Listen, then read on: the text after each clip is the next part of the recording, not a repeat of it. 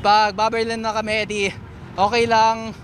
Well, the tree of justice, of progress, is nourished by the blood of martyrs. And ganun talaga yon. Minsan, kailangan talaga may mga mamamatay para sa kinabukasan natin. And kung kami yun, edi that's fine. Because progress cannot be made without sacrifice.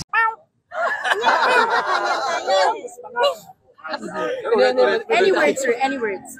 Meow, start listening to the people, or maybe you won't have the opportunity anymore if it's too late. Kasi at the end of the day, you are brought to that position by the people, and once you start considering your family above the family of others, then the people will do the same. They'll start considering the interests of their own families over your family.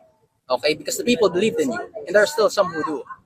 The question here is now, should they continue believing in you? And could you give a reason for the people to continue believing in you? Kasi marami nang nawala ng tiwala sa kanya. We believed in you, all of us did actually. We all thought you would make things better, but things are not better. Our economy is collapsing. Yung last time, yung sa Menjola, di ba nagkapatayan doon? Eh dito, ang gusto lang namin, peaceful protest. So ayaw namin magkaroon ng issue. So ang gagawin lang namin, parang noise barrage. Mabilis na noise barrage lang. Ayun! Yung dito, para makita ng mga tao yung protest namin. Kasi wala pang nakukulong eh. Si Martin Romualdez, safe pa. Si Zaldico, safe pa. Thank you. Pwede pa? Si Martin Romualdez, si Sandro Marcos, Zaldico, safe pa silang lahat. Kaya nandito kami ngayon sa Buendia Gate, Forbes Park, para mag-protest. Tingnan mo yung mga sasakyan dyan, hindi na makalabas. Nalabas ba sila? Okay lang. Okay lang. We are not obstructing the people here, but there are plenty of politicians, corrupt politicians that live here. So, papakita lang natin na no one is spared, not even the wealthiest people. Okay, at ito yung pinakamayamang subdivision sa buong Pilipinas, dito sa Forbes Park. Kaya we are protesting here so we can show the people that we do not have to fear anyone, no matter how rich or powerful they may be. Okay, tama? Tama! Laban para sa bayan! Laban para sa bayan! Mga magnanakaw na politiko dyan! And lumabas na kayo! Sa loob niyan, sa Forbes Park, there are hundreds of billions of stolen funds that we can take back and insert back into our economy. Okay? So, this is also a call for justice.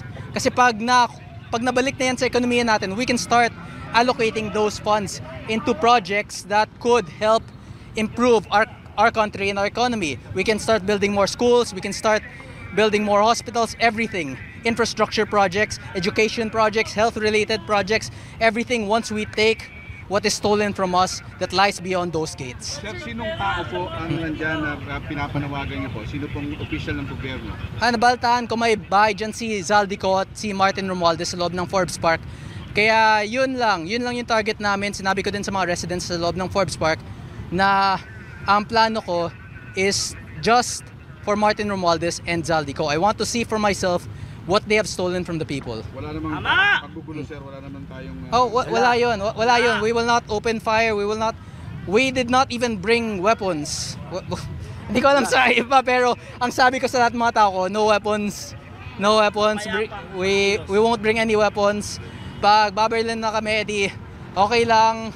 Well, the tree of justice, of progress, is nourished by the blood of martyrs. And ganun talaga yon. Minsan, kailangan talaga may mga mamamatay para sa kinabukasan natin. And kung kami yun, edi that's fine. Because progress cannot be made without sacrifice. Hanggang kailan kayo magpo-protesta?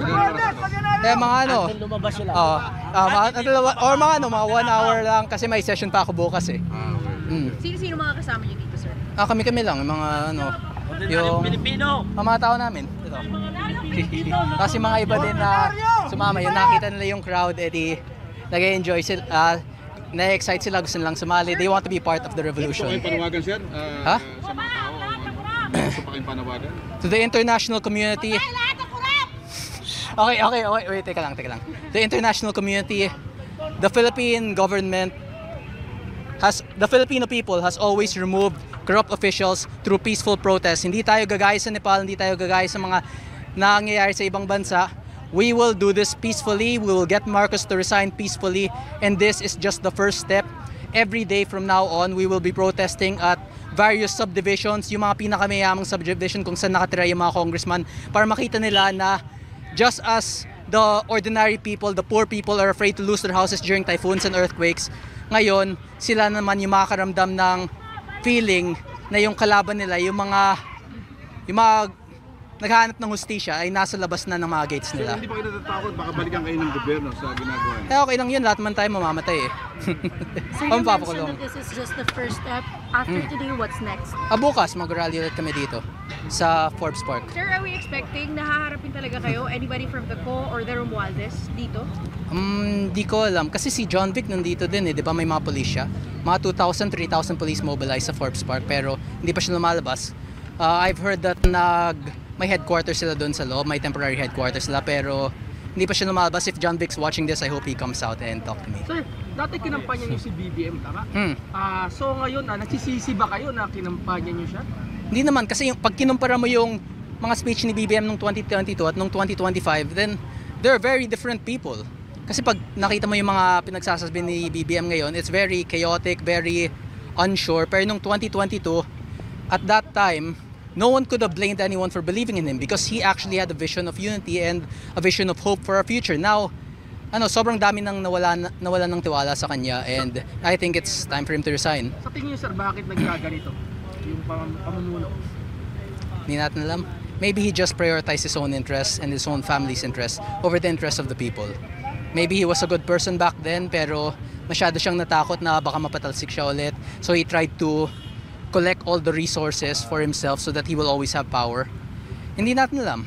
I can't speak for BBM or in BBM's behalf, but for Marcos, I just hope he starts to understand what the people feel about him. Sir, thank you. Sir. Thank you. Thank you. Thank Sir, you. another one from me. You're a government official Yes. and apparently you're protesting against the highest executive. Have you given a heads up to other government officials regarding your protest today po? Well, firstly, I'm not the only government official that is protesting. There are plenty of other protesters from different sides of the government. From the Senate, we have people who joined the Trillion Peso March, and from Congress as well. So we have different methods, but at the end of the day, what we want is to just get the money of the people back and to imprison those who have stolen it. Sir, gaano kalakas yung power, yung force ng other government officials or yung namumuong samahan or grupo against the highest executive po na nagpo-protesta? Well, it grows every day. We are growing, and that's what's important. And hopefully, once they see the potential damage corruption is causing our country, our numbers will grow even more and more. Sir, last na po from me. The president might be sleeping right now or hindi natin alam kung ano ginagawa niya, but you're here outside protesting. Anything you want to say to him?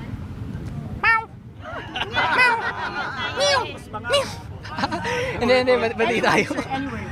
Meow meow, start listening to the people, or maybe you won't have the opportunity anymore if it's too late. Kasi at the end of the day, you are brought to that position by the people, and once you start considering your family above the family of others, then the people will do the same. They'll start considering the interests of their own families over your family. Okay? Because the people believed in you, and there are still some who do. The question here is now, should they continue believing in you? And could you give a reason for the people to continue believing in you? Kasi marami nang nawala ng tiwala sa kanya. We believed in you, all of us did actually. We all thought you would make things better, but things are not better. Our economy is collapsing. The peso is rapidly deteriorating. Our stock market also crashed, and now we are facing instability in Mindanao. There's a possibility of secession again. What else? Hundreds of billions have been trillions have been stolen, so investors are losing confidence in our government, and there might also be mass resignation soon in the reserves, the military, due to loss of confidence for the government. So it's all Marcos's choice. Sir, last na sir, ba't mo ginagawa to, sir?